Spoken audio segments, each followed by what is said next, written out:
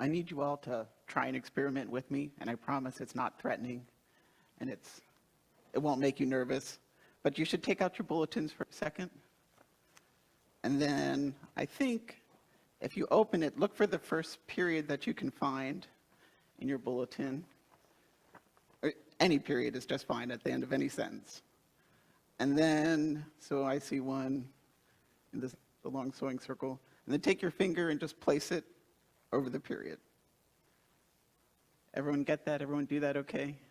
Got your finger over it? All right, now take your finger off, close your eyes, and try and do it again. Did you hit the period the second time? Probably not, right? Somebody did, I think. Anyway, so why are we trying this experiment, you may wonder? And the experiment illustration comes from Joseph O'Connor and Ian McDermott. They have a book called The Art of Systems Thinking. And they kind of explain what's going on when you take your finger and put it over that period.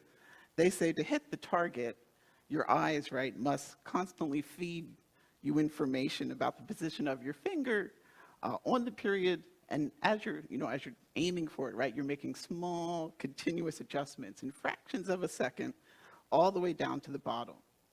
And so they said you would see if you took high-speed photos of your finger going, you would see how you're kind of just adjusting as you aim down for that period.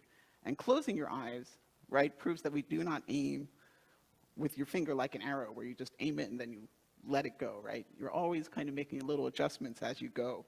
As you go towards the target, your eyes constantly measure the difference, if any, between the target and your finger, and your muscles act to reduce that difference. They said you can try the same experiment, right, if you're swinging a bat at a ball, or a club. If you try closing your eyes before the swing, you can still go through. You might even hit it, but as coaches are always saying, keep your eye on the ball. They never say close your eyes and try it, right? They're always wanting you to keep your eye on the ball, right? So the O'Connor and McDermott in this book, they're using this illustration to explain something, to demonstrate what they call a feedback loop, which is simply that a change in one part of the system is going to impact a change in another part that comes back to the initial part. So to make sense of that, so our eyes see something, right? And then as our eyes are looking, it tells our muscles to move towards it. And then as our finger moves towards it, right, our eyes are saying, oh, adjust a little, and then your muscles adjust. Then it comes back to your eyes. And we do it really, really fast, right? But it's a system of your eyes are taking in, your muscles are adjusting, your eyes are taking in what your muscles just adjusted to, and it's back and forth. So it's feeding back upon itself. And they call that a feedback loop, and it's just simply that the return of information influences the next step. And so you're like, okay, that's kind of interesting, but why are we talking about feedback loops? So the reason is that as we're looking today at Jesus' invitation, we're going to look at Luke 18, and we're going to go 9 to 17. Your bulletin, I think, probably says 9 to 30, because that was the initial plan. There's been some feedback loop adjustments in the initial plan. And we're going to look at 9 to 17 today.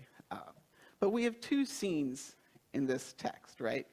And in each, I think we have an invitation, a really fundamental kind of invitation that Jesus is bringing. And as we're talking now, as Carol was mentioning, as we've been looking at the kingdom and looking at the king, right? We looked at how Jesus started his ministry. We looked at the signs of the king and his kingdom. We've been looking at his teaching and his parables. And we're going to be thinking about responding to the king and the king's invitations to us, right? And so as you think about these invitations, these really fundamental invitations in these texts, I don't want you to think of them as an invitation like to a birthday party, which are great, right? But you get an invitation, you go to the party, and it's done. I want you to think of these invitations as a feedback loop kind of invitation. That is where it's a continual invitation. This isn't a once and done invitation. I think this is an invitation in these texts that God says, hear me, and then hear me again, and hear me again. So that these are, for all of us, whether we're considering Jesus, whether we've known Jesus for decades, right? There's an invitation here to us, and it's a continual kind of invitation. So let's look. If you have your Bibles, you can open to Luke 18. I'll read 9 to 14. That's the first scene we're looking at. And then after that, we'll look at 15 to 17. So it says, to some who are confident of their own righteousness and look down on everyone else, Jesus told this parable. 2 men went up to the temple to pray, one a Pharisee and the other a tax collector. The Pharisee stood by himself, right, and prayed, God, I thank you that I'm not like the other people, robbers, evildoers, adulterers, or even like this tax collector. I fast twice a week and I give 1/10 of all I get. But the tax collector stood at a distance. He would not even look up to heaven, but he beat his breast and said, God, have mercy on me, a sinner. I tell you that this man, rather than the other, went home justified before God. For all who exalt themselves will be humbled, and those who humble themselves will be exalted. So let's just dive in. We're going to kind of make some observations on the text. Notice as you look at verse 9 there, it gives us some introductory information about who Jesus is speaking to. It says, to some who are confident of their own righteousness.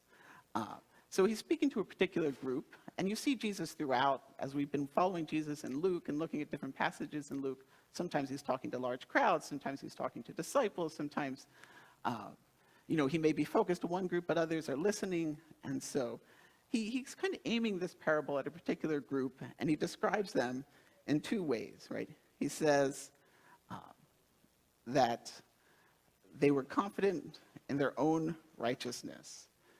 And so it's an interesting, the way he describes this, that they were persuaded, they were convinced, they convinced themselves, right, that they convinced themselves that they were just, that they were righteous. And so pay attention to that word, because it's going to come up again, right? They have convinced themselves that they are righteous.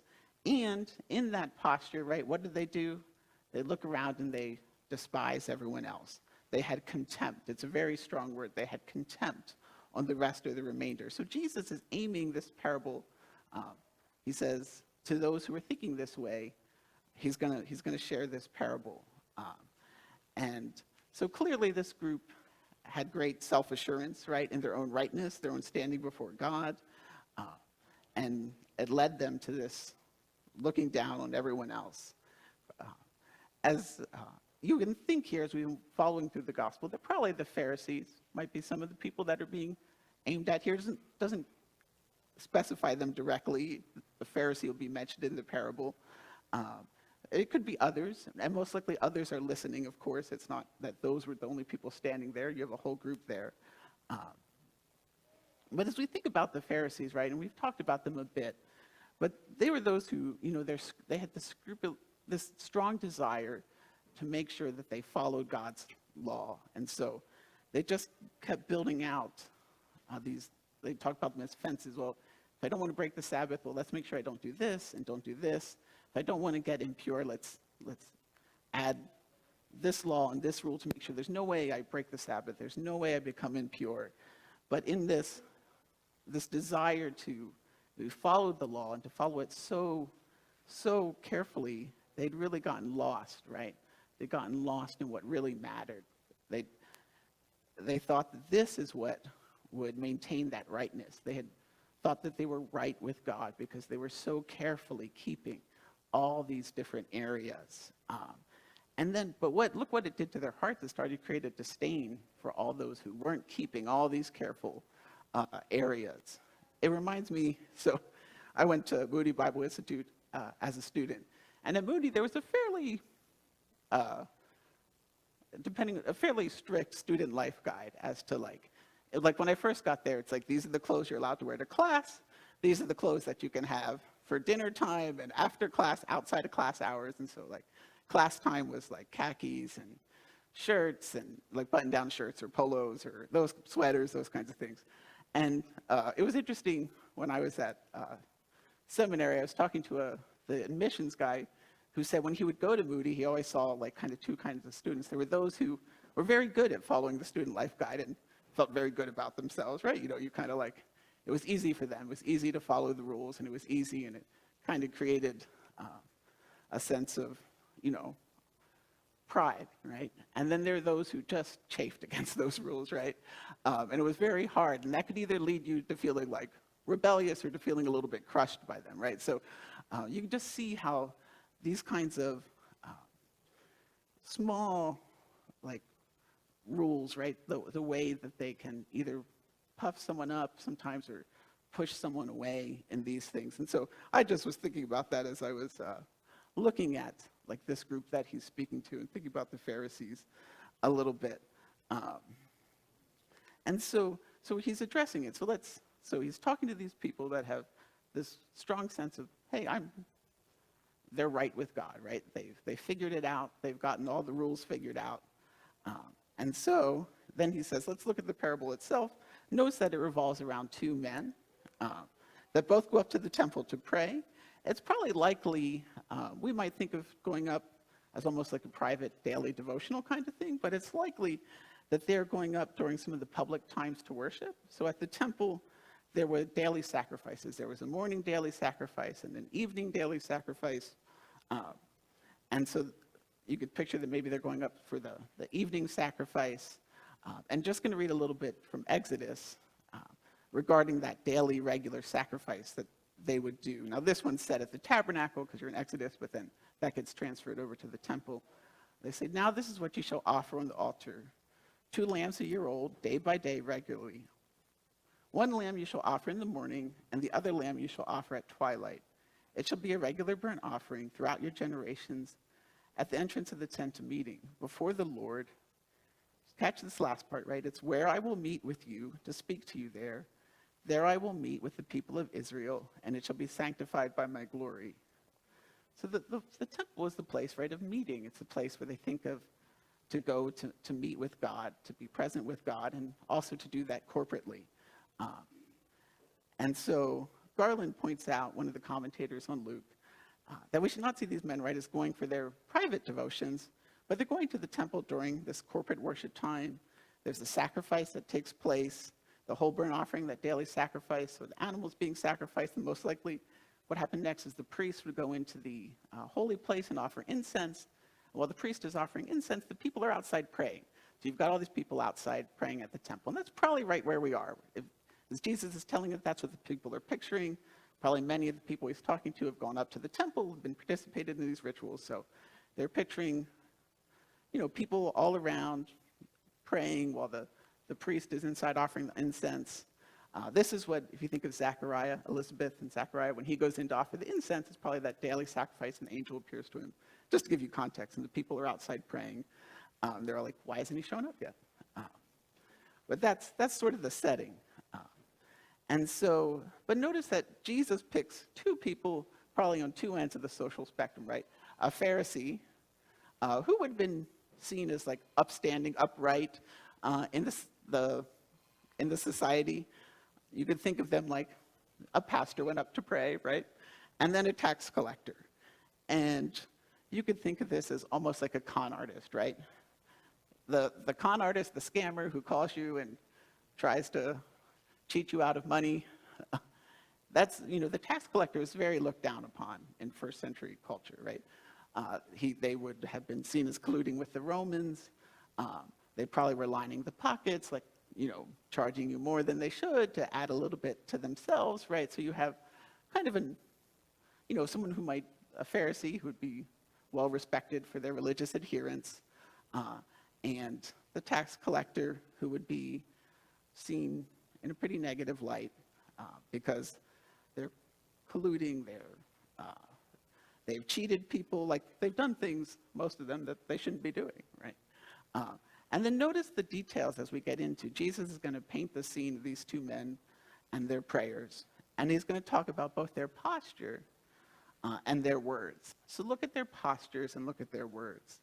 So the Pharisee, so the upright person, right?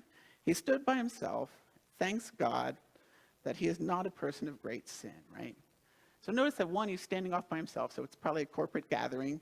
He might be, image almost like he's distancing himself. He doesn't want to get tainted by the others, right? And he doesn't steal, doesn't commit evil. He's not been unfaithful. He notes his good deeds. What can we see? Notice the prayer kind of begins like a psalm of thanks, but then quickly, instead of thanking God for what God has done, what do you notice that he does? Look at all the I's in that prayer, right? It's a prayer of comparison, right? It's a parade of his goodness. It has very much this, if you look at where his vision is focused, it's focused on everybody around him. He's like, well, I'm better than that person. And I think I'm definitely better than that person over there. And, he's looking around, he's comparing himself. And most likely, if he's doing this out loud, other people are hearing him. So as one commentator said, it's sort of like a sermon and a prayer. We've never done that, right? No one's ever packaged maybe this person needs to hear this. No. But it has a very horizontal dimension and a comparative focus. But then let's look at the tax collector, right? Where's he standing? He's standing at a distance, right? He doesn't even come close, right? He stood at a distance. He can't even look up. He's looking down. And he's beating his breast, which isn't a typical act of prayer. That's more of an act of mourning, of contrition, right? And he prays a really simple prayer. If you compare the number of words, look how long the Pharisee's prayer is. Look how short the tax collector's prayer is. But how many words describe how he's come to God? And his prayer, right, it's a simple prayer, right? Asking for mercy and acknowledging who he is. He says, I'm a sinner, right? So notice that his posture is really so indicative of his heart. What do you think he's experiencing emotionally? He can't look up. He's standing far off. He just says, have mercy on me, right? A sinner. Seems that this is a posture, right, of there's remorse. Maybe a sense of shame, right? He doesn't quite want to look around. But notice what he's doing in that posture that seems to provoke that heart that says, I'm sorry, right? And I feel that sense of wrong of what I've done. He's coming to God, right? He's at the temple, right? He came to meet God. He came, right? So notice that he has approached God and he speaks to God. He brings that sense of his own, right? His own sense of remorse, his own sense of maybe shame or just all the emotions that he's feeling. And he comes to the temple and he speaks to God. Jesus is presenting this. And he speaks what he knows about himself and he simply asks God for mercy. It's a beautiful prayer, right? And a simple prayer for mercy. And notice one of the interesting things is that the verb for mercy used here, there's a couple of verbs that can be translated mercy in Greek. And this one, elaskomai, is also used of some of the Old Testament sacrifices. And it's used to refer to atonement. It's sort of like, cover me, God, pardon me, atone me, right? Have mercy on me. And notice the sacrifice has probably just taken place. And he's saying, cover me with that sacrifice. Cover me, atone for me. And so we see that even though his vision is cast down, and that's where his eyes are down, his vision is really focused on God, on the one who can offer him mercy, on the one who can restore him. So he knows that. He's praying for mercy to the one who he knows is merciful, to the one who knows who can restore, who can make atonement. And then notice that Jesus, as he brings his parable to a close, he's going to tell us something really important. And he begins with the words, I tell you, and throughout this section, so in this scene and then in the next scene and even in the following one, and throughout the Gospels, but I was just noticing it in these ones, he's going to bring things to a close with these words of, I tell you, I tell you. And he says, what? The tax collector went home justified, right? They go up to the temple, and he goes home. He says, let's read it. I tell you that this man, rather than the other, went home justified before God. And notice that was it's the same related word. At the start, he's addressing those who have justified themselves, who have been convinced by themselves of their own rightness. And he says, it's this man, right, the tax collector, who has offered a simple prayer for mercy, who has gone home in right relationship with God, who has gone home made right. And so then he says, why? Because that's how things work in God's kingdom, right? The humble are raised up, but those who come exalted in their own eyes, right, they will experience humbling. And so here, I think, the invitation to us as we think about invitation, right? It's to humility, to recognizing our own need, right? We don't make ourselves right. And it's a call to recognize that, right? That we need God to restore us.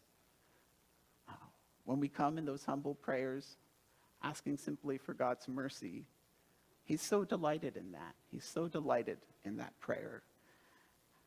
He's so delighted for us to see him as the one who can restore us.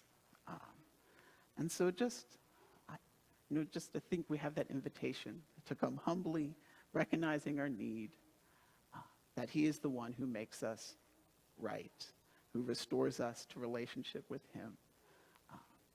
And so just some insights of the theology, I think, that you can see here. Notice that God sees, right? He sees us, right? In Jesus' parable, God is seeing both of these two individuals. But it's the second who really has that vertical looking orientation instead of that horizontal, looking to compare all around him. And it's that horizontal orientation, right, of constant comparison that had him all goofed up, right?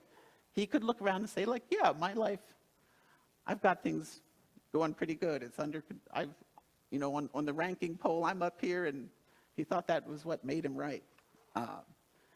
But he wasn't looking at God, the Pharisee. Notice that when we focus on God, as the tax collector did, when we focus, I think when Jesus says, when you focus on me, we begin to see ourselves more truly, right? We may see our own need, we see our need and our lack, may experience just the reality of our fallenness and our brokenness, some of the shame and remorse. But it's when we look at God that we can also know that he's looking at us and that he's welcoming us and he's inviting us to him. And it's that tax collector who knew that welcome and that invite, and that God longs for us to come to him just with simple prayers for mercy. That's all it takes, right, to respond to the King. That's all it takes. I didn't count the words in Greek, but it's something like 3, right, or 4. And that made him right. A simple prayer with a heart oriented to God, saying, you know what? I need your covering. I need your mercy. I'm a sinner. And that's how it begins in entering into Jesus' reign, entering into his kingdom. And notice what God does to that shame and that remorse. It's gone, right? It's forgiven. It's covered. It's cast away. That man was made right with God, fully made right with God. And so, God sees them and he hears them. But it's that prayer for mercy and restoration that brings about that claim that Jesus says that you are justified, you are right with me. So, just some of the questions that were coming to me as I was just kind of reading through this and thinking about this reality. One thing it's like I was struck with is like, where are places I might be comparing, right? What am I looking around when I should be looking up, right? What am I looking around uh, instead of looking up. I know that, it was easy for me, like in college, I was kind of, and other places, easy for me to look around and want to rank myself like, where am I in the classroom, right? Because I was finding too much of my identity and how I was doing there, right? And so I'd feel good if I was doing well, but if I wasn't doing as well, then I'd feel crushed. And it was my orientation was all wrong, right? That's not where my identity was. It wasn't in the college classroom. It wasn't over here, right? Identity was in who God said I was, right? Yes, a sinner, but loved and restored. And it's that posture of humility, and that when we turn to God, that's the foundation of our life with Jesus. It's not constant self-flagellation or false humility, but it's just an honest recognition and an honest seeing that Jesus loves that heart and restores it. All right. So we have an invitation to come humbly, to seeking restoration before God. And let's look at the second part of this passage, what we're looking at today, the next scene, which is just 3 verses, I can count. In Luke 18:15, it says, people were also bringing babies to Jesus for him to place his hands on them. When the disciples saw this, they rebuked them. But Jesus called the children to him and said, let the little children come to me, and do not hinder them, for the kingdom of God belongs to such as these. Truly I tell you, anyone who will not receive the kingdom of God like a little child will never enter it. Ooh. This is, imagine the scene for a minute, right? Jesus, he's there, we don't seem to have a scene shift, so he's telling this parable. There are people coming, and you've got parents probably bringing their infants. The word here is, the first word is babies, is very much infants. It's beautiful. They're coming up, they want Jesus to touch their children. They want them to hold him, and usually touch would be like a blessing. They're longing for a blessing for their children, for Jesus. In the first century world, how many children were lost in the first year of life? How high probably infant mortality was. Jesus is known for his miracles. He's known to be healing. He's known for his teaching. And you have parents who want to come and they want to bring their children to Jesus. They want him to hold them. And then notice the disciples, right? They start to rebuke the parents, right? And they start to, can you see them starting to act like bodyguards around Jesus, pushing the parents back, like, nah, he's not got time for this. He's not got time for this. Or like bouncers at a club, but then I thought maybe that illustration I was trying to picture, I don't think of all of us, experiencing bouncers at a club too often, but, you've got them like the security guards trying to manage Jesus here, and who can have access to Jesus? Who's worthwhile to come to Jesus, right? Babies, he's not got time for that. As someone said, they knew there was a ruler here, pretty wealthy. He's waiting to get to Jesus. Let's get the children out of the way, because this ruler in the next scene, he's got a question. But Jesus, notice what Jesus does. A lot to think about when you look at what Jesus does, right? They're saying, don't bother Jesus. And he says, he stops them, right? He intercedes on behalf of these vulnerable babies and their parents, right? As we look at Jesus throughout the Gospels, right? Throughout, Jesus, he's always taking the side of the overlooked, right? He's always looking at those who others aren't looking at. And he says, the kingdom of God belongs to such as these, right? The reign of God, God's rule belongs to such as these children, these babies. These children, in the first century world, children are probably not so highly regarded, right? I mean, they're a blessing, but in terms of just thinking about, if you've got an important person, you're not sending the children to him, right? You're sending the rulers and the scribes and the people who want to talk to him. The children are off. They're not supposed to be there, right? But Jesus says these children are not too menial or unimportant because of their age to be a part of God's kingdom. It's theirs too. And I think why? Because the king's invited them. He's welcomed them. And then look, Jesus goes even further, is what we want to focus on for a little bit. He says, truly I tell you, this is that same Jesus is going to drive home the point. I tell you, anyone who will not receive the kingdom of God like a little child will not enter it. Whoa. Got to figure out what it means to, if we can't enter without receiving it like a little child.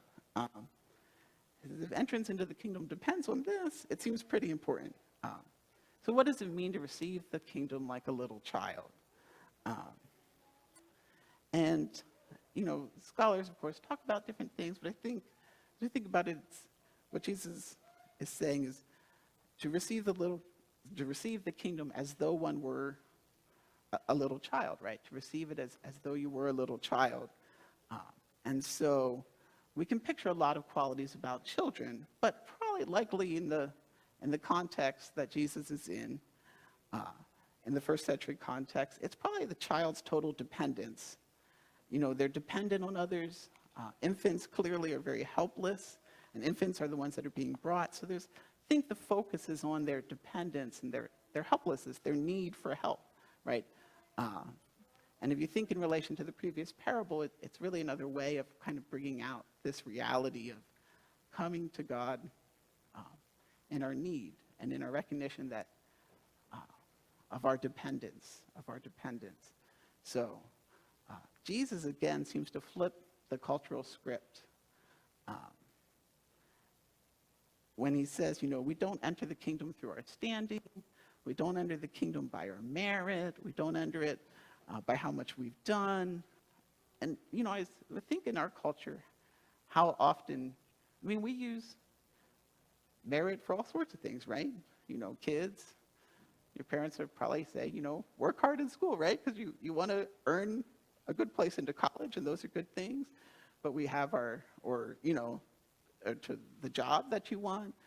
We use resumes, we use CVs to list our merit and our accomplishments.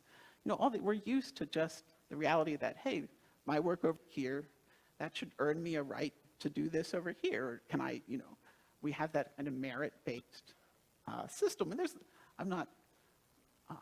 there's a lot of good, right, in that. You want to know that someone has the qualities and the attributes to do a good job. But notice that when it comes to being a part of God's kingdom, that the entry isn't about bringing our resumes and our CVs or our beautiful and nicely trimmed yards. It's having a baby sense of total dependence, right? It's dependence. It's about recognizing our need, right? Come as a little child. Come as one who knows their need. And so I think Jesus really is inviting us to see our need, but in seeing our need and seeing ourselves as a child, he's saying, see me as the one who can care for you, right? I'm that good parent. I'm the one who cares for us. And so some of the thoughts as I think about, how does this speak to us, right? It asks me, just like the other one's kind of like, where am I comparing? This one strikes me as like, where am I striving, right? Where might I be striving when God might be saying, look at the children, look at the babies, and just come like that. Just notice that you need my help.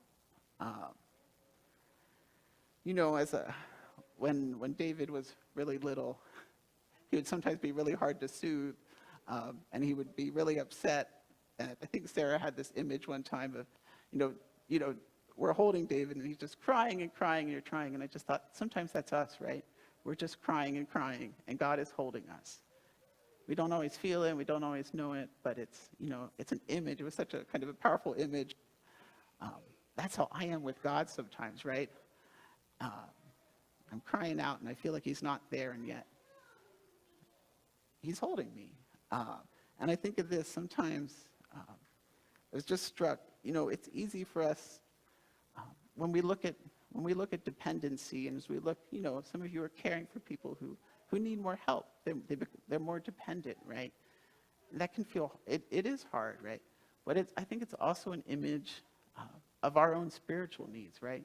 That's a reflection of our own spiritual needs. We can see that and say, that's that's true of me with God, right? And it's a good thing. I need God. I need God to care for me. I need God to be the one who is providing for me, feeding me, helping me, guiding me. Uh, and so instead of looking at, and it helps us think about dependence, I think, as a spiritual image of our own need at times and how we can come to God. Because Jesus, he's right there. He's holding those little children. He's blessing them, and he's saying, come. Come like the little children. And so, as I was thinking about this, if you think about that exercise that we started out with, where you're taking your finger and you're trying to aim it for the dot, you can think about that. But now think this time that when you look at that dot, right, the period at the end of the sentence, think of that as Jesus. And think of your finger as your life, right?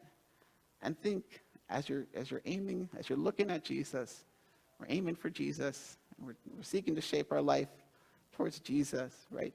We begin to move that finger slowly towards that dot. And think about the fact that we're constantly adjusting our finger. We're constantly adjusting. And I think these pictures of coming to God in humility and our need and coming to God in dependence, they aren't something we do just one time. It's a feedback loop, right? I know I need him, and I aim towards him. Maybe I'm getting off course. I know I need him, and I aim towards him again. I know I need him, and I keep adjusting, right? And we have each other, right? Sometimes, we might start colliding into each other as we aiming on our fingers, but, that's when we kind of join hands and walk together. But we're aiming towards him, and I think it's that constant feedback, saying, you know what? I'm still weak, and I still need him, right? I still mess up, and I still need him, and it's just that reminder of our constant need, and I think it's such a beautiful thing. And he invites us, right, to look at him, to keep that focus on him every day, to say, I need you every day, I need your mercy, I need your strength, to experience his freedom and his grace and his welcome. And so I just think, we're looking at him and he's pouring into us. We look at him some more and he keeps pouring into us. And why? It's because this is the way the kingdom's shaped, right? It's shaped by a people who know their need. It's shaped by a people who know that their king is strong, that their king sustains them, and that he delights when we need him. He says, as Paul says, my grace is sufficient for you, for my power is made perfect in weakness. Therefore I will boast all the more gladly of my weaknesses, so that the power of Christ may rest upon me.